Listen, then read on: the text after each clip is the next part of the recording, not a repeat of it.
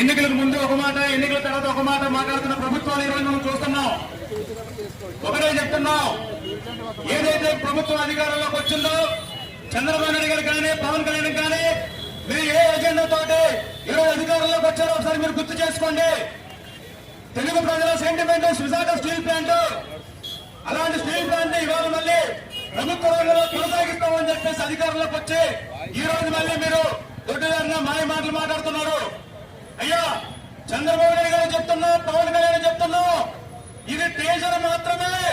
అసలు సినిమా రానున్న రోజుల్లో విశాఖపట్నం తరఫున చూపిస్తామని చెప్పేసి మోడీ అనుసరిస్తున్నది కార్పొరేట్ అనుకూలమైన విధానం. ఈ దేశంలో ఉన్న అదానీలు, అంబానీలు బాగుపడాలి అని చెప్పి మోడీ ఆలోచిస్తున్నాడు. కానీ ఈ దేశంలో ఉన్న కార్మిక వర్గం, రైతాంగం, మహిళలు బాగుపడాలని, వాళ్ళ సంక్షేమం నా బాధ్యత అని మోడీ ఆలోచించడం లేదు.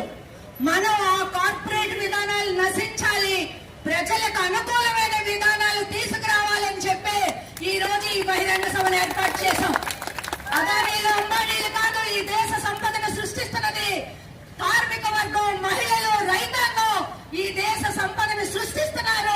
ఈ రోజు ప్లాంట్ లో కూడా 3 సంవత్సరాల ఉత్పత్తి లేకుండా 2 బ్లాస్ట్ మిల్స్ మూసేసి కార్మికులు జీతాలు ఇవ్వకుండా కాంట్రాక్ట్ కార్మికులు తీసేసి 200 మంది వీఆర్ఎస్ పంపించేసి ఈ స్టీల్ ప్లాంట్ మూద్దామని, నష్టాలు పోవడం వచ్చిందని చెప్పి దుర్మార్గంగా అమ్మేద్దామని చెప్పి రోజు 3 లక్షల కోట్ల ఆస్తిని ఎవరికో తన అనుయులకి, అంబానీ, హాదాని, పోస్కో, జిందాల్ అమ్మాలని చెప్పి కేంద్ర ప్రభుత్వం కుట్రపూరితంగా వ్యవహరిస్తుంది. ఈ కుట్రలన్నీ కూడా మేము తిప్పికొడతాం, తెలుగువారి తల సత్తా అయితే చూపిస్తాం. గతంలో ఈ స్టీల్ ప్లాంట్ ని ప్రాణాలతో త్యాగాలు చేసి కాపాడుకున్నాం. మళ్ళీ ఆ ప్రాణ త్యాగాలు సిద్ధంగా ఉన్నాం. రేపు 29వ తారీఖుని మోడీ గారు ప్రకటన చేయాలి. ముఖ్యమంత్రి గారు, పవన్ కళ్యాణ్ గారు కూడా చేయించాలి ప్రకటన.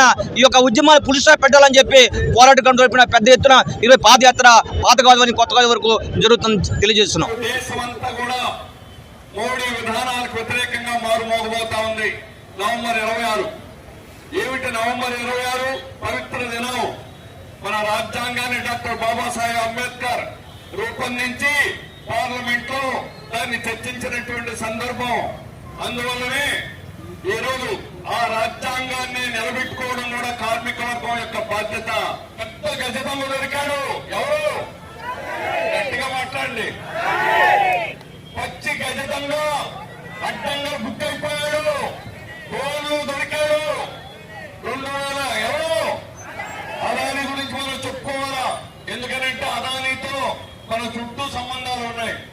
మన గంగవరం పోర్ట్ లాగేసుకున్నాడా లేదా?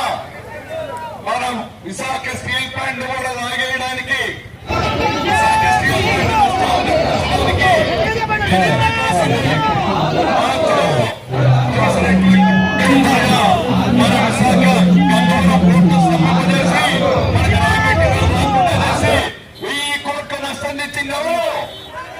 అదాని. అందువల్ల మనం మర్చిపోలేం.